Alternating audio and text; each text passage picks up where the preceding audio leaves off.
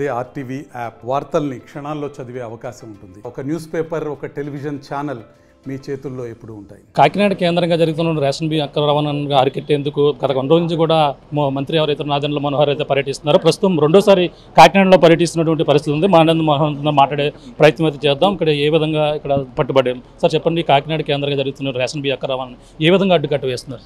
ముందుగా మేము గతంలో చేసిన దాడులు 52,000 మెట్రిక్ టన్నులు సీజ్ చేస్తే అందులో 27,000 మెట్రిక్ టన్నులు పీడిఎస్ రైస్గా నిర్ధారించారు. అప్పటి నుంచి కూడా డిపార్ట్మెంట్ పరంగా ఎక్కడికక్కడ చెక్ పోస్టులు ఏర్పాటు చేసి అనేక గోడౌన్స్లో ఈ బియ్యం మీరు నిజాయితీగా లీగల్గా కేంద్ర ప్రభుత్వం ఇచ్చిన అనుమతుల మేరకు మీరు చేస్తే పర్లేదు, కానీ పేదలకు సరఫరా చేసే బియ్యాన్ని మీరు అక్రమంగా తరలించడం అనేది ఏ ప్రభుత్వం కూడా ఒప్పుకోదు. సో దాన్ని కట్టుదిట్టం చేసి తప్పకుండా చర్యలు తీసుకుని 6A కేసులు పెట్టి దాదాపు 165 కోట్ల రూపాయలు వాళ్ళపైన బ్యాంక్ గ్యారంటీలు తీసుకొని కలెక్టర్ గారి ఆధ్వర్యంలో ఆ కార్యక్రమం జరుగుతుంది. ఈ సందర్భంగా ఖచ్చితంగా పోర్ట్ ఏరియాలో ఎక్కువగా అక్రమ బియ్యం రవాణా జరుగుతుంది అనేది రాష్ట్ర వ్యాప్తంగా అందరికీ తెలుసు. అన్ని జిల్లాల నుంచి ఇక్కడికి తరలించుకొని ఇక్కడికి తీసుకెళ్తా ఉన్నారు. సో పోర్ట్ ఏరియాలో చెక్ పోస్ట్ ఏర్పాటు చేసాం. సో చెక్ పోస్ట్ ఏర్పాటు చేసి వారమైంది.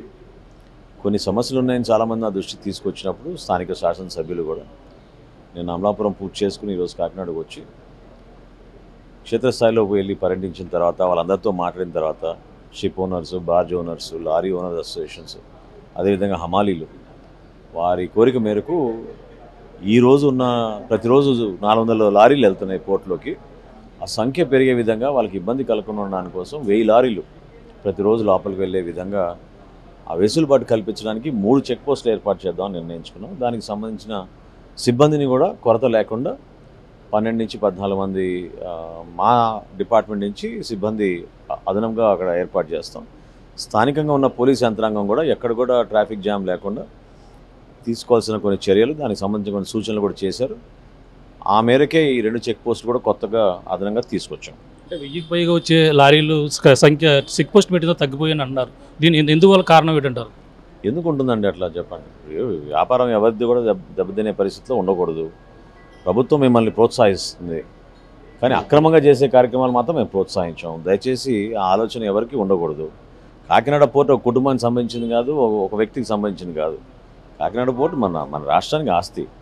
సో ఇక్కడ మరింత పెట్టుబడులు రావాలి, పరిశ్రమలు రావాలి, ఇక్కడ కావాల్సినంత వ్యాపారం జరగాలని మేము కోరుకుంటాం. సో ఆ విధంగా లీగల్ ఆపరేషన్స్ ఎక్కడున్నా కూడా వాటిని సమర్థిస్తాం. ఇల్లీగల్ ఆపరేషన్స్ మాత్రం ఖచ్చితంగా ఉక్కుపాదంతో తొక్కుతాం, అది డౌటే లేదు. అంటే వీరిపై చర్యలు ఎప్పుడు ఉండే అవకాశం ఉందంటారు? అంటే గతంలో 6A కేసులు పెట్టారు. ఇన్వెస్టిగేషన్ 6A కేసులు ఆల్రెడీ పెట్టారు, ఇన్వెస్టిగేషన్ జరుగుతోంది.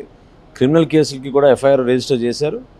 త్వరలోనే 41A నోటీసులు ఇవ్వడం, అరెస్టులు చేయడం, లీగల్ ప్రాసెస్ ఏదైతే ఉందో స్థానికంగా ఉన్న పోలీస్ అధికారి దాన్ని చూసుకుంటారు.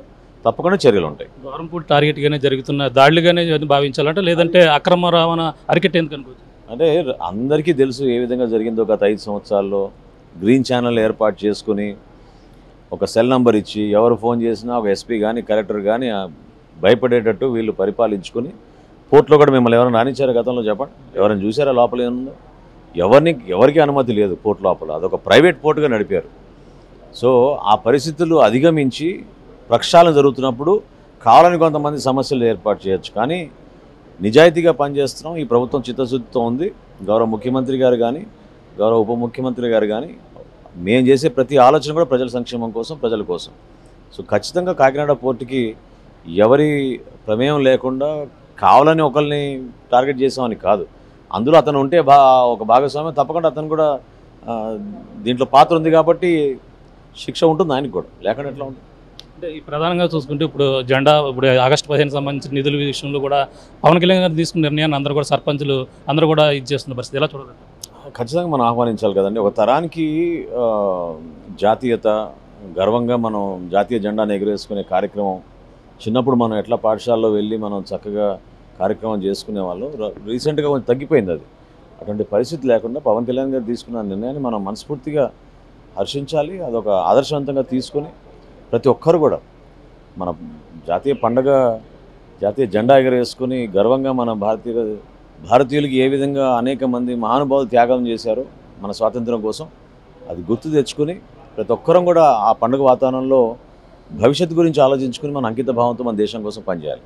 Thank you sir. చూస్తున్న ఇది పరిస్థితి. కాకినాడ కేంద్రంగా జరుగుతున్నటువంటి ఏదైతే రేషన్ బియ్యం అక్రమాన్ని అరికట్టేందుకు అలాగే ఉక్కుపాదం మోపిన పరిస్థితి, అలాగే మంత్రిగా బాధ్యతలు చేపట్టి నుంచి కూడా ఆయన అయితే ఇక ప్రధానంగా కాకినాడ కేంద్రంగా ఉన్నటువంటి దానిపై దాడులు కూడా నిర్వహిస్తారు. ఇప్పటికే గతంలో 50,000 మెట్రిక్ టన్నుల బియ్యాన్ని అయితే సీజ్ చేసినటువంటి పరిస్థితి. 6A కేసులు కూడా నమోదు చేసి ఏదైతే దానికి బాధ్యులైన వారిపై కూడా చర్యలు తీసుకునేందుకు అన్ని విధాలుగా కూడా ముందుకు వెళ్తున్నా. ఏదైతే చెక్ పోస్టులు ఏర్పాటు చేయడం వల్ల కొన్ని సమస్యలు తలెత్తాయి, ఆ సమస్యలు ఏ విధంగా తలెత్తాయి, గతంలో 1000కి పైగా ఉన్నటువంటి లారీల సంఖ్య తగ్గిపోవడం, అలాగే 300 మాత్రమే నమోదవడం, దీనిపై కూడా చర్యలు చేశారు. అన్నీ కూడా సక్రమంగా వ్యాపారం చేసుకుంటే ఎటువంటి ఎవరు కూడా భయపడిన అవసరం లేదు. కానీ ఈ విధంగా అక్రమాలు పాల్పెడితే మాత్రం వారిపై కఠిన చర్యలు అయితే ఉంటాయి.